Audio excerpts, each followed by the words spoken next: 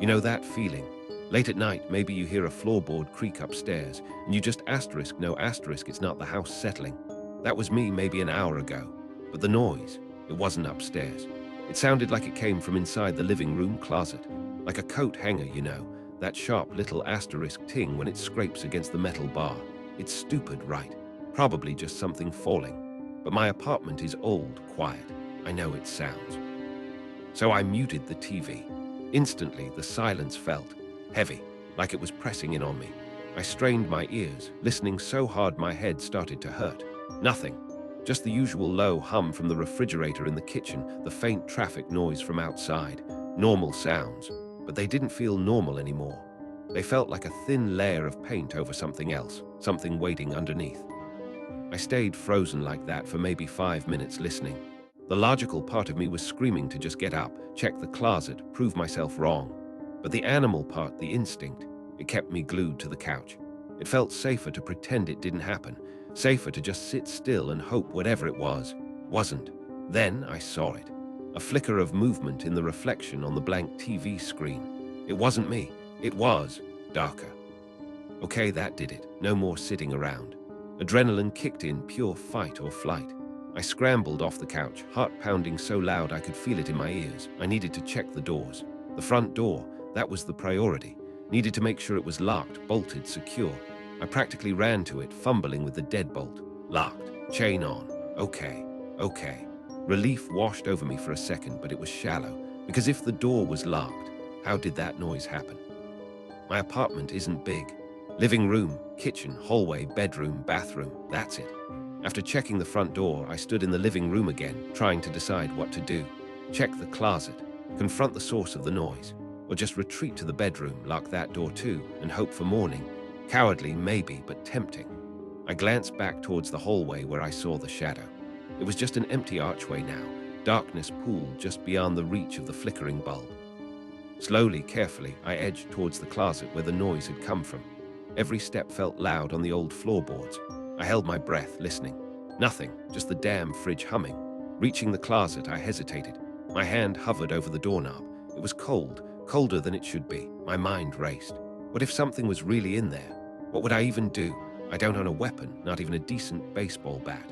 Just me, my shaking hands, and a flimsy hollow core door between me and there was nothing. Just my winter coat, a couple of empty hangers swaying slightly on the metal bar, probably from the force of me opening the door. A pair of old boots on the floor, dust bunnies. Utterly, disappointingly normal. No sign of anything disturbed, nothing out of place except maybe that one hanger I'd noticed earlier, which now looked perfectly straight. Did I imagine it? Was the shadow just my eyes playing tricks? Was the sound just the house settling in a weird way? I shut the closet door, feeling foolish, but the relief was short-lived. As I turned back towards the living room, my foot kicked something on the rug. I looked down. It was a small, framed photograph that usually sits on the little end table next to the couch. It wasn't broken, thankfully, just lying face down on the floor. That's weird. I asterisked no, I didn't knock it over. I hadn't been near that table since I sat down earlier. How did it get there? Did it just fall? I picked up the frame. It was a picture of me and my sister from years ago, smiling at some family barbecue. Looking at our younger, happier faces felt strangely disconnected from the fear knotting my stomach now. I placed it back on the end table, making sure it was secure. Then I scanned the living room again, meticulously this time. Couch, chairs, TV, bookshelf, the other end table. Everything looked asterisk normal. Yet the feeling of being watched hadn't faded. Decided I needed to check the rest of the apartment. Bedroom, bathroom. Starting with the bathroom seemed less intimidating. I walked down the short hallway, the flickering bulb overhead making the shadows jump and twitch. It felt like walking through a strobe light. Reached the bathroom door, pushed it open slowly. It creaked loudly, echoing in the hallway. The small, windowless room was dark. I flicked the light switch. My hand hesitated over the edge of the shower curtain. It was cheap plastic, slightly damp maybe from my shower this morning. What was I expecting to find? Rationally, nothing. But every horror movie trope screamed at me that this was the moment. I could feel my pulse in my fingertips. Taking a breath, I ripped the curtain aside. Just the empty tub and tiled wall. A faint smell of mildew. Again, nothing. Absolutely nothing. The relief was dizzying this time. Feeling significantly calmer, though still a bit shaky, I headed for the bedroom. That was the last room to check. The door was slightly ajar. I pushed it open. Same flickering light from the hallway spilled in, cutting across the unmade bed and the dresser. Looked okay. I stepped inside, reaching for the bedroom light switch on the wall. My fingers brushed against it, and then I heard it again. Faintly from the direction of the living room. A soft asterisk scrape asterisk. I didn't turn on the bedroom light, didn't move. Just stood there in the doorway, listening with an intensity that bordered on painful. Silence again. But it was different this time. It felt poised, like the silence before something happens. The scraping sound hadn't been aggressive, not like someone trying to break in. It was slow, deliberate, exploratory almost. Then came another sound, quieter still. A soft asterisk click asterisk, unmistakable. Panic, pure and absolute, seized me. Forget checking rooms, forget rationality. I turned and slammed the bedroom door shut, fumbling for the lock on the knob. It was just a simple push-button lock, flimsy, useless against any real force, but it was something. My hands were shaking so badly I could barely push the button in. It clicked, pathetically small. I backed away from the door, pressing myself against the far wall, eyes glued to the flimsy wood panel separating me from whatever was out there. I've been in here for, I don't know how long, 10 minutes, an hour. Time feels warped. It's quiet out there now, too quiet. But the silence isn't comforting, it's watchful. I keep thinking about that deadbolt sound, locking me in. But wait, if someone came in, wouldn't they have had to unlock it first? No, I locked it earlier tonight. The deadbolt, the chain, both. So how did they lock it again without unlocking it first? Unless they didn't come in.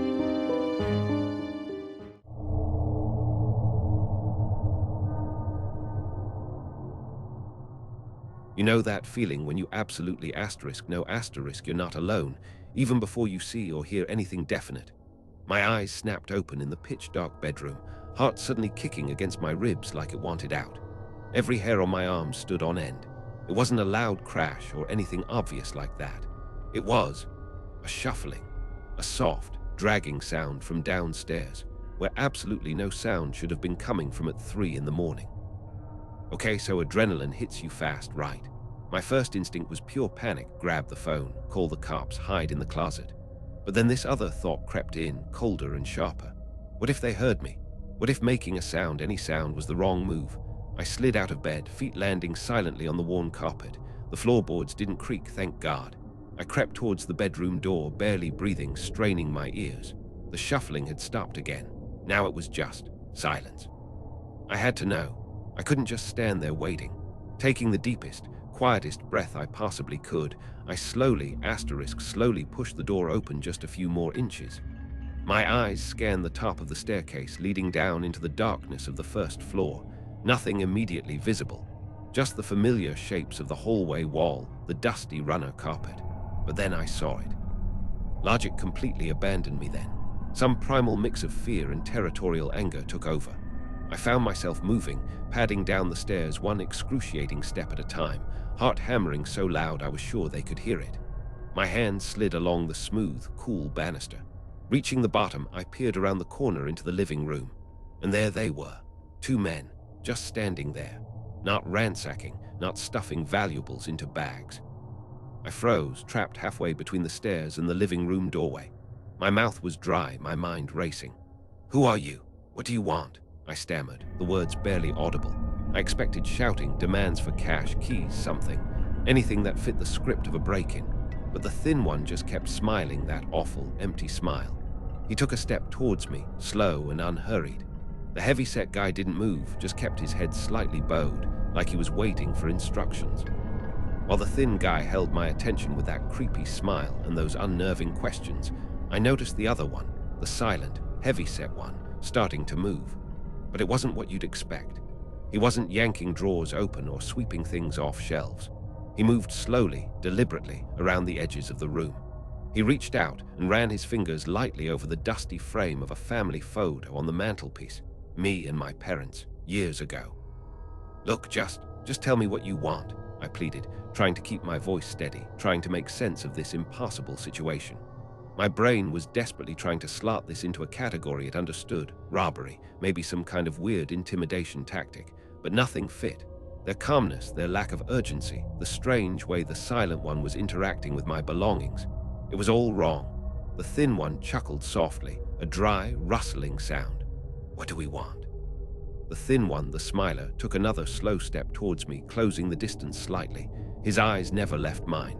"We're just looking," he said again, his voice smooth as oil. "Remembering." He glanced past me up the stairs towards the darkened upper floor. "Feels like home, doesn't it?"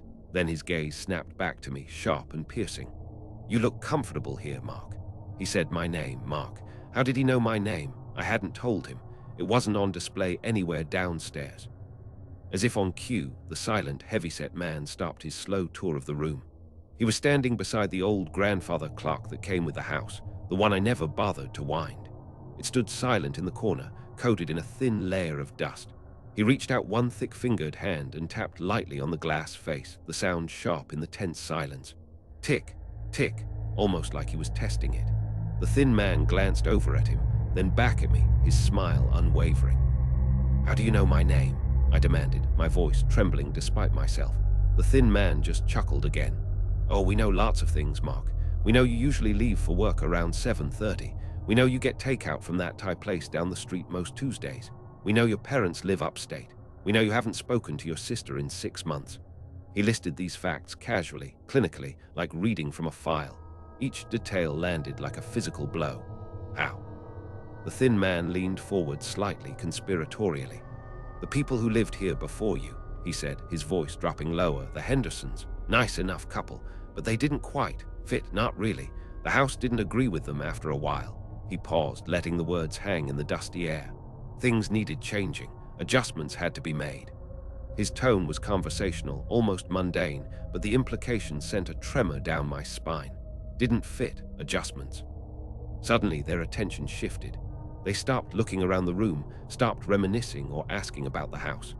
Both of them, the thin smiler and the silent heavy one, turned their full focus onto *me*. It wasn't aggressive, not in the usual sense. It was evaluative, calculating. They scanned me up and down, slowly, methodically, their eyes lingering on my face, my build, my posture. It felt like being sized up by butchers or maybe appraisers. The thin man nodded slowly, as if coming to a decision. He straightened up slightly. "You see, Mark," he said, his voice retaining that chillingly calm tone, "we told you we weren't just trying to rob you." He spread his hands slightly, palms up, a gesture that should have been placating but felt deeply menacing. "We're not interested in your TV or your wallet." He paused, letting the silence stretch, his eyes locked on mine. "We're looking for a vacancy. A vacancy. What the hell did that mean?" And that's when I noticed it properly. Maybe it was the way the flickering light caught their eyes. Maybe it was their unnatural stillness, the way they seemed perfectly composed despite being intruders in a stranger's house at 3 a.m. Their skin looked slightly waxy, their movements almost too deliberate, too economical, like actors hitting their marks perfectly, or something worse, like mannequins animated by a will that wasn't their own. They didn't blink quite often enough. The thin one took the final step, closing the remaining distance between us. He was right in my personal space now, smelling faintly of dust and something vaguely chemical, like old plastic. "This place," he whispered, his smile finally dropping, replaced by an expression of cold assessment, "needs a new tenant, someone who fits better." He looked me up and down one last time. "And you, Mark," he stated matter-of-factly, "you fit the space perfectly, *."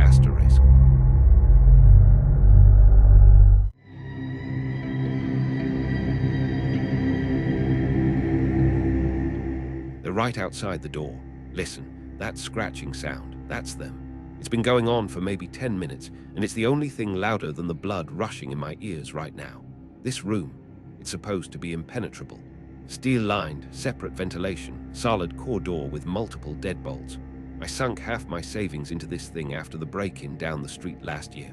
I thought, worst case scenario, I just locked myself in here, waited out. But they found it. Just an hour ago, everything was normal, completely, utterly mundane. I was on the couch, scrolling through my phone, half watching some boring documentary about fish or something. The biggest excitement was deciding if I had the energy to make actual dinner or just order pizza again. Typical Tuesday night. The house was quiet, just the usual hum of the refrigerator, the ticking clock in the hallway. I remember thinking how peaceful it felt. Isn't that always the way? The first sound was so small I almost dismissed it, like a branch scraping against the window in the wind, maybe. But there's no wind tonight. It was a faint scuffing noise coming from downstairs near the kitchen, I thought. I paused the documentary, muted the TV, listened. Nothing, just the refrigerator again. I told myself it was the house settling. Old houses make noises, right? Or maybe the cat knocked something over, except I don't have a cat. My first instinct was pure animal panic. Freeze, don't breathe, don't move, don't make a sound. Maybe they didn't know I was here. Maybe they'd just take whatever they wanted and leave. I strained my ears, listening to the absolute stillness. Then, creak, a floorboard downstairs near the living room entrance. Definitely not the house settling. It was slow, deliberate, followed by another. They were moving through the house, slowly, methodically. Were they looking for something specific? Moving felt like wading through cement. Every instinct screamed, stay hidden, stay silent, but I knew that was delaying the inevitable. If they came upstairs, I bolted. Down the hallway, towards the master bedroom closet, where the safe room door was hidden behind a false back panel. I tried to be quiet, oh God, I tried, but my bare feet slapped against the wooden floor, each step echoing like a gunshot in the unnatural silence. Okay, back to now. I'm leaning against the cold steel door, trying to catch my breath, trying to slow my racing heart. This room, it's maybe 8 by 10 feet, poured concrete walls behind the steel plating. There's a small vent near the ceiling for air, supposedly tamper-proof. Basic supplies line one wall, water bottles, some energy bars, first aid kit, a battery-powered lantern which I haven't turned on yet, relying on the dim emergency light. It smells faintly of metal and dust. There it is again. Scratching, right at the seam of the door this time, lower down, near the floor, like an animal trying to claw its way in, or someone methodically testing for a weak point, maybe trying to wedge something into the frame. It's slow, deliberate metal scraping against metal. My skin crawls just listening to it. Who are these people? What do they want? Okay, there's a peephole, wide-angle fisheye lens type. I never thought I'd actually have to use it. My hands are shaking as I approach the door, careful not to make any noise. I lean in, press my eye against the cold glass. It looks out into my master bedroom closet, the one the safe room is built into. The false panel that hides the door is gone, probably ripped away. It's dark out there. The bedroom lights are off. My phone. I completely forgot about my phone. It's still in my pocket. Maybe I can call for help, maybe signal the police silently. I fumble it out. The screen lighting up seems way too bright in the dim red glow of the emergency bulb. Okay, deep breath, unlock screen, swipe, hit the phone icon, tap 911, and no service. Of course, no freaking service. Part of the safe room's design, I remember the installer mentioning it. The steel lining basically makes it a Faraday cage. Forget scratching, forget tapping. This is different. This is violent. Wham! A heavy impact slams against the door, vibrating through the steel, through the floor, right into my bones. It's deafening in this small space. I stumble back, my ears ringing. Wham! Again, harder this time. It sounds like a sledgehammer, or maybe someone throwing their entire body weight against it, over and over. Methodical, rhythmic, brutal impacts. The sheer force behind it is terrifying. Between the hammer blows, or whatever they're using, I can hear things now. Voices. Muffled, distorted by the thick door, but definitely voices. Not shouting, more like urgent whispers, strained grunts. It's more than one person out there. At least 2, maybe 3. They're talking back and forth between impacts. I press my ear carefully against the cool steel, trying to make out words, anything. Most of it is just indecipherable muttering, laced with frustration. But then, I hear it. The door is definitely failing. I can see it now, even in the dim red light. The point of impact near the center lock is visibly dented inwards, the steel plates stressed and warped. Small hairline fractures are starting to appear around the edges of the dent. With each new blow, the fractures seem to splinter just a tiny bit further. Worse, the door frame itself is groaning, protesting under the assault. The sound is horrible, like tortured metal screaming. My gaze sweeps frantically around the small room, looking for, I don't know what, a weapon, an escape route I magically missed. Anything. My eyes snag on something tucked deep in the corner, behind the water bottles, almost hidden in the shadows. It's small, wooden. I don't recognize it. Curiosity briefly overrides my fear. I edge closer, my heart still pounding from the assault on the door, which has momentarily paused again. Reaching behind the supplies, my fingers close around it. The pause outside stretches for an agonizing minute. Silence, except for my own ragged breathing and the blood pounding in my ears. Maybe they gave up. Maybe they realized it wasn't worth it. Wishful thinking. Bang, the loudest impact yet. A sickening screech of tearing metal echoes through the room.